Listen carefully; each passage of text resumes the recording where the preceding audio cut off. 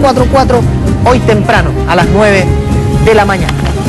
Son las 7 de la mañana con 15 minutos y vamos a avanzar en un tema que fue titular de esta edición de Hora 7, que es realmente preocupante y que tiene que ver con las son aproximadamente 1000 prestaciones de salud que hoy, fíjese que no están cubiertas ni por FONASA ni por las ISAPRES. Es decir, en buen chileno, usted las tiene que cancelar de su bolsillo, 100% de su bolsillo. Se habla de exámenes que cuestan, qué sé yo, 100.000 pesos, exámenes, ojo, para ratificar por qué la infección viral de un niño, un resfrío, así de caro, y con una explicación que queremos entender un poquito mejor y que tiene que ver con que las ISAPRES dicen, como no está codificada por FONASA, no la tenemos nosotros tampoco. Está con nosotros Manuel Nostroza, él fue superintendente de ISAPRES, conoce muy bien estos temas y le agradecemos por estar aquí, Manuel. Muchas gracias por la invitación una vez más, Patricio, encantado. ¿La explicación es así? ¿Es coherente? ¿Esto es lo que pasa? Bueno, a ver, recordar que cuando el sistema ISAPRE partió el año 81 no había una cobertura mínima obligatoria, dependía de cada ISAPRE qué prestaciones, y con el correr del tiempo se hicieron dos cosas. Una, se fijó en el marco legal que al menos el piso de cobertura, primero fue el listado de prestaciones que aparecen en el arancel FONASA libre elección, y segundo, que nos correspondió ejecutar a nosotros cuando estuvimos en la Superintendencia de Salud el año 2005, fue fijar un piso de protección financiera, de cobertura financiera, que obligaba a un mínimo. Antes podía ser $1 por prestación, con lo cual tampoco se lograba el efecto de disminuir lo que se llama el gasto de bolsillo. Sin embargo, con posterioridad a estos dos ajustes, igual nos quedó que en la práctica clínica se van incorporando más rápidamente prestaciones de lo que el FONASA incorpora en su arancel año a año este listado de prestaciones. Y a estas alturas hay aproximadamente 1000 prestaciones, de las cerca de 5000 que hay en el sistema, hay 1000 que no están en el arancel FONASA y que ya la práctica clínica, sobre todo el sector privado, las hace cotidianamente, y que como no están obligadas por ley, es voluntad del ISAPRE incorporar. Perdóname que te interrumpa, pero para ir entendiéndolo, ese ir agregando prestaciones, que obviamente no figuran porque no existían en el uso cotidiano, tiene que ver con qué, con el avance de la ciencia, con nuevas decisiones de los médicos, de tendencias de cómo encarar ciertas cosas, con tecnología que se incorpora y que antes no estaba. ¿Con qué tiene que ver? Tiene que ver con todas las anteriores, sería la respuesta a tu pregunta. Es decir, efectivamente hay nueva tecnología, por ejemplo, tenemos ahora, ¿no es cierto?, estos robots Da Vinci que hacen operaciones, ¿no es cierto?, con la ayuda de un cirujano, pero que prácticamente son mucho menos invasivas. Bueno, eso no está en el arancel FONASA todavía. Y por lo tanto, cualquier persona que se opere en estricto rigor, si se hace por tratar de poner la prestación con el robot Da Vinci, no va a estar en el arancel FONASA libre elección. Ahí se entiende y eso es natural, digamos, hay un avance, hay nuevos conocimientos de los médicos y por ende se piden cosas que no están. Ahora, la pregunta es, primero, ¿por qué FONASA es tan lento? Y eso es una falla del sistema que podemos perfeccionar. ¿Tú lo consideras natural? ¿Por qué la lentitud en incorporarlas?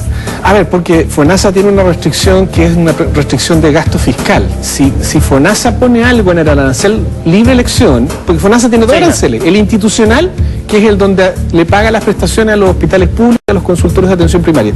Y ese lo podría manejar, entre comillas, más rápido porque son sus propios prestadores.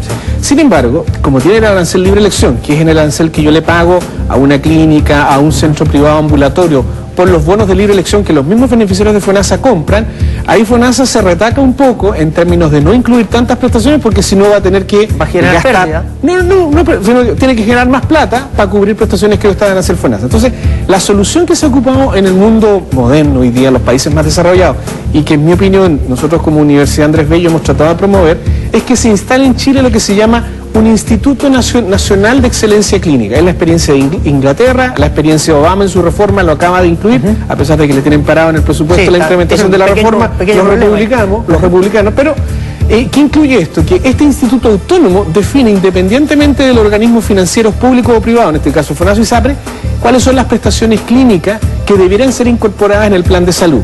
¿Por qué? Porque también hay muchas presiones tecnológicas, a veces se crea un nuevo avance tecnológico que es mucho gasto, pero que no se justifica porque no se ha probado científicamente que aplicar esa prestación sea mejor que la que ya está cubierta. Entonces, el Instituto Nacional de Excelencia Clínica, esto es algo, por ejemplo, que Colombia está implementando, Chile sería el segundo país en implementarlo en América Latina. Si nos metemos en esta lógica, crearía este instituto, las personas podrían presentar como simples ciudadanos, demandas de cobertura al FONASA o a la ISAPRE, y este instituto dictaminaría, en base a estudios científicos, a estudios con médicos clínicos especialistas, se justifica o no se justifica, y eso haría mucho más transparente.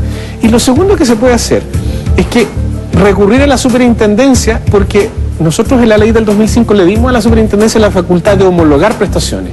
Ya. Te pongo el ejemplo, una técnica quirúrgica Gamma Knife que se utiliza para costosas y delicadas intervenciones de neurocirugía, operaciones al cerebro. Sí. Gamma Knife no existe en Chile, en la mayor parte de las prestaciones no están en FONASA, sin embargo existe en Argentina. Entonces, pacientes que se iban a operar a Argentina, porque no se podían operar, nosotros obligamos a la ISAPRE a cubrir la misma cirugía tradicional que se hubiera hecho en Chile. Ese piso de cobertura financiera es el mismo que se daba a la operación Gamma Knife en Argentina. Algo recuperaba la persona que iba a Argentina. Por lo tanto, algo recuperaba la persona que iba a Argentina a operarse, sí. Porque al menos se establece el espíritu de protección financiera y no como era antes de esta indicación de la superintendencia de que la cobertura era cero, como sí. Son los casos que vimos ayer, exámenes de 500 lucas que se cubre cero. Manuel, déjame preguntarte algo que mucha gente en casa puede tener la inquietud ahora que se entera de que la noticia es así, son 1000 prestaciones, es harto. ¿Cómo se puede enterar la gente de qué prestaciones no están? Para que tome la precaución, qué sé yo. De verdad no sé qué precaución puede tomar, o conseguir plata, porque derechamente se va a encontrar con que va a tener que pagar 100% y de su bolsillo alguna cosa cuando se enferme. Entonces, hay un registro, hay una página web. A ver, existe un arancel FONASA, libre elección, que está actualizándose y que ese se puede consultar en FONASA o en la superintendencia, pero en realidad es bien poco práctico, porque efectivamente cuando tú dices, bueno, yo voy a una clínica y es el médico el que decide qué intervención hacer, en la urgencia es el médico el que decide, ¿no es cierto?, la extracción nasofaringea, aspiración nasal, nasofaringea en pequeños recién nacidos que no están en el arancel FONASA, que cuesta 200.000 pesos, y por lo tanto solo uno se entera cuando la cuenta está ya por pagarse, digamos, y no hay nada que... Sí. Yo no le puedo decir, oye, no le haga esa prestación porque al no estar en el arancel FONASA no la voy a poder cubrir.